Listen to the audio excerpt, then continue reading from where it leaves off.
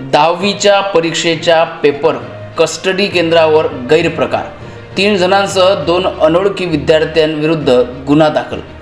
नमस्कार, आपण पाहत आहात सहारा समाचार। मी संकेत अपाले तुम्हा सर्वांचं स्वागत करतो आहे सहारा समाचारमध्ये। अंजनगाव प्रतिनिधींचा संपूर्ण वृत्तांकन आहे।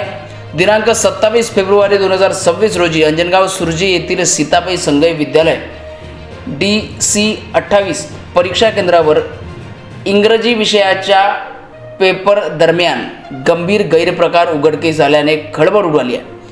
उत्तरपत्रिकेमध्ये फेरफार केल्याप्रकरणी पेपर कस्टडी प्रमुखासह 3 जण आणि 2 अनोळखी विद्यार्थ्यांच्या विरोधात अंजनगाव सुरजी पोलीस ठाण्यामध्ये गुन्हा दाखल करण्यात आला आहे।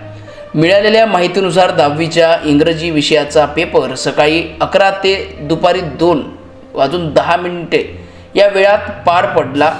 मराठी माध्यमाच्या 1992, इंग्रजी माध्यमाच्या 443 आणि उर्दू माध्यमाचा 431 अशा एकूण मोठ्या संख्येने विद्यार्थ्यांनी परीक्षा दिली। विद्यार्थी संपल्यानंतर उत्तरपत्रिका मोजणी दरम्यान 2 उत्तरपत्रिका संशयास्पद कमी आढळल्या। तपासादरम्यान एका कर्मचाऱ्याच्या पॅन्टमध्ये 2 उत्तरपत्रिका लपवल्याचे आढळून आले। ही बाब निदर्शनास येताच संबंधिताला ताब्यात घेण्यात आले व पुढील चौकशीत परीक्षा केंद्र प्रमुख आणि परीक्षा उपकेंद्रप्रमुख यांच्या हलगर्जीपणासह संगनमताचा संशय व्यक्त करण्यात आला आहे।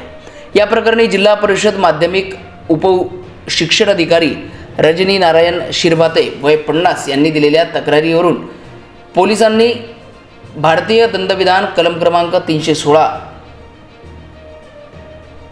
व 318(3), 461 2A तसेच महाराष्ट्र विद्यापीठ मंडळ व इतर परीक्षेतील गैरप्रकार प्रतिबंधक अधिनियम 1982 अंतर्गत गुन्हा दाखल केला आहे।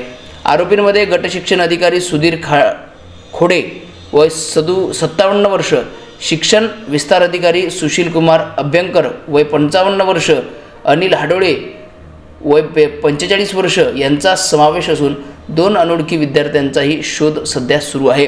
दरम्यान घटनेची माहिती मिळताच शिक्षण विभागाच्या अधिकाऱ्यांनी तात्काळ घटनास्थळी भेट देऊन अहवाल वरिष्ठांकडे सादर केला आहे। संबंधितांवरती कठोर कारवाई करण्याचे संकेत प्रशासनाकडून देण्यात आले आहेत। या घटनेमुळे परीक्षांच्या पारदर्शकतेवर प्रश्नचिन्ह निर्माण झाले असून विद्यार्थ्यांमध्ये पालकांमध्ये मोठा संताप व्यक्त केला जात आहे। पुढील तपास अंजनगाव सुरजी पोलीस सध्या करीत आहेत।